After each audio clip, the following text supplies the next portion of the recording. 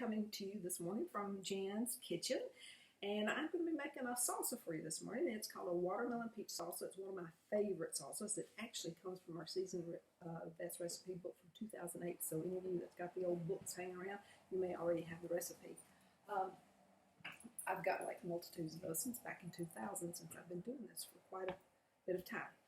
So anyway, first thing we're going to do this morning is we're going to be using little cutting mats. If any of you have these, they come in small and large, and it's great because you can just cut, dice, chop, grate, and then just pick it up and toss it in whatever. So we're going to start right off the bat with a jalapeno. So if you're scared of jalapenos that you're going to rub your eyes or whatever, you can always put a little pair of plastic gloves. I do that if I'm making something that has a lot of jalapeno, but if it's just got one, then I'm pretty confident that I'm okay. So you just want to cut the end off. You want to slice down the lengthways, and then we don't want any heat, so we're actually going to take out our seeds and our membranes. If you didn't know, that's actually where the heat is, so you can just slide it right along here. And some people like to leave just a little bit of heat in there, so that's fine too. You can leave just a little bit. And clean that right out, and then voila, you're ready to go. Now, another great thing about these mats is, see, I've done jalapeno. I don't want to get maybe the hot on everything else, so you can actually just remove it. I'm using one of my bamboo fire bowls this morning. I'm going to put my little compost right in there, and then I'll just move that particular mat, and then we start cutting right on our cutting board. Now, I'm going to use this in my manual food processor. Use this almost every day. Make salsas. Another salsa I can do besides watermelon peach salsa is pineapple salsa, mango confetti salsa. You can do fresh tomato salsa. You can make puddings, egg salad. You can do like in 2 seconds, and so it's just great for a lot of stuff. So we're going to throw in those, and you may at home, you may have a food chopper. You can make this recipe with that just as easily. It's just that ever since the manual food processor came out, I am just very partial to this. Number one, it's easier to clean, and it holds just a little bit more stuff. We're going to be using some fresh cilantro. Now, I'm showing you cilantro in our herb keeper. You need at least 2 of these herb keepers, if not more. One you keep herbs in, but I also usually always have fresh asparagus on hand, so it's great for the asparagus. You put just a little bit of water in there, just set it in the fridge, and just get over how many pieces you need as you're cooking. And then a lot of people really wonder about this part of the herb keeper. It actually is designed where it'll invert over yours if you want to close them up. But this little gadget here is not really so much a lid as it is, it's silicone, so if you want to dice up your herbs right in this, it doesn't slide on your counter. So that's all that is. And if you wanted, you could just take your professional shears and chop that right up in there and toss it in. But we're going to be chopping it in the food processor anyway, so we'll just put that right in there. Little hint, whenever you're putting stuff in your processor, if you hold your finger on that little hole, you won't keep filling that little hole up, which is very aggravating. And we'll do that. And oh, while we're on herbs, this is another thing, herb infuser. You can use this for hot or cold. You can put in like, your bay leaves where normally you have to dig it out of your soup. So you can just put it in here, and then once it's done, just take it out. Or you can use it for cold things like putting mint in a nice drink. That way you're not smiling and got that green stuff in your teeth and no one's telling you about it. So now we're going to pop this right on, unlock it, and then see if I can give you a little shot of how it looks. Beautiful. Chops it up very nice. And I might get, ooh, it smells so good too. I love the smell of cilantro. If you don't like cilantro, I hate to tell you, it's probably one of those items that you're not going to even be able to learn to like. It's kind of inbred, like you either like it or you don't.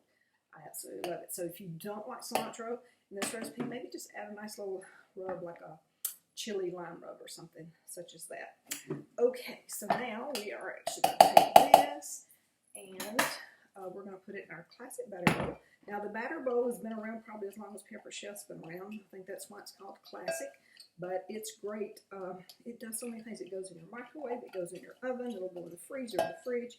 It's kind of like a one-shot deal. You could do your potatoes in here from start to finish at the table. Okay, now, this is a watermelon peach salsa, but I figured I didn't want to bore you watching me chop up the entire watermelon, so I've actually went ahead and cubed up the watermelon. But I did want to show you one of my favorite tools whenever I'm doing watermelons, cantaloupes, honeydew. I love our boning knife. I know it's kind of odd, boning knife for fruit, but it just gets right in on that rind, so I absolutely love that. So that's something to keep in mind. So like I said, I've already cubed up the watermelon, and I'll just add that here. you'll see that I've got the watermelon in our new silicone prep bowls. These come in a set of 3. I'm using 2 of them this morning. But they're so heat resistant. So if I'm melting chocolate to put it in the microwave, and it just stays warm until you do whatever it is you're going to do with it. But I also love it for weighing things. So if I'm doing like, you need like so many ounces or grams of, say, shredded cheese, you can just pop it onto your scales, tear your scales out, and then just measure away. So really, really nice. Now we're going to do some peaches. Peaches are really nice right now. We're going to use a serrated peeler, which here for the last few years, I've been telling most of my clients, if you're only going to use one peeler, I would just say get this one, because it will do everything that the regular vegetable peeler does, but also do things such as this, like a nice peach, kiwis, just anything that has that soft flesh. You'll see it just like, oh, butternut squash. Love it when I'm doing my butternut squash soup. It'll just slide that peel right off. Beautiful. We also have a mate to this one called a julienne peeler, so if you're ever doing a recipe that calls for those little shredded pieces of fruit or vegetables, that would be great. So this says to just take and slice it up thinly. This is not the ripest peach in the world, because some of them were yesterday, and I didn't get them too ripe because it's so hot. I thought, oh, it didn't get too ripe. So anyway, let's slice this off. Now I could just chop this either in the food processor or manual food processor, but I don't want it to be quite as mushy, so I'm actually just going to dice it up just a little bit. And down there. Now the knife I'm using right now is probably one of our most popular ones. It's our forged utility knife, and it's probably, if you're going to have one knife in the kitchen, it's the knife to have. It's actually the one that comes with our kit when you start your business, so that's great. All right. Oh, one thing I didn't put out, just one second. It's an old color, but it'll work, and that is our handy kitchen scraper, because they're just handy. You just pick up whatever you just diced and just pick it up and put it in the bowl. It's a pretty color, though. I kind of wish we still had that. Okay, so now lime. So this recipe actually doesn't call for lime zest, but I think you need zest and everything, so I do want to do a little bit of zest. This is our microplan zester. Now, when I first got this, I used to do it this way, but then your zest just kind of flies everywhere. But if you'll take and just do it such as this, pick this up from a chef on TV, you can always get great hints from them. And sometimes they roll away. So just do this so it all collects in the back here, and then you can just tap it on your bowl and it all comes out. So that's one of the greatest tips I've learned lately. Love that. So you can do it for your orange, your lemons, your limes. Okay, now this other knife I had to show you because this is our green chef's knife. And all it is with these knives is just a little bit lower grade of steel than the forged cutlery. However, I love these knives, and they'll last you for a long, long time as well.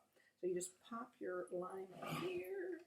Away you go. So for you that are doing all of your margaritas and such out on the back deck this summer, this is a must-have tool. We'll go ahead and put both these in here, make it nice and limey. Okay.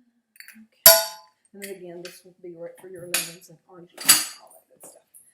Okay, so mix this up. Now salsa, you always have just a little hint of salt because it really brings out the flavor. As we measure, I just kind of guess at it. That's our Himalayan sea salt, very yummy. So now, how do you want to serve it? You know, if it's just family, you may just want to toss this bowl on. If you want something that looks just a little bit prettier, you could use one of our new bamboo bowls. Put it in a nice bamboo bowl, platter, spoon, all that good stuff. It's just very pretty. So you could, like I say, serve it with chips, or I just eat mine with a spoon. Anyway, these also I wanted to show. These are mine and Richard's favorites at night. They're our little snack bowls, and this way we don't overeat at night. We're doing our snacks, so those are something kind of cute too, set up for. So anyway, that's about it for today. I'm hoping to come back to you soon. I'm just getting the hang of doing these videos, but I thought it'd be great because I just cannot make it to everyone's kitchen live and in person. So I thought this would be a great way to bring you some recipes into your home. So until next time, bye-bye.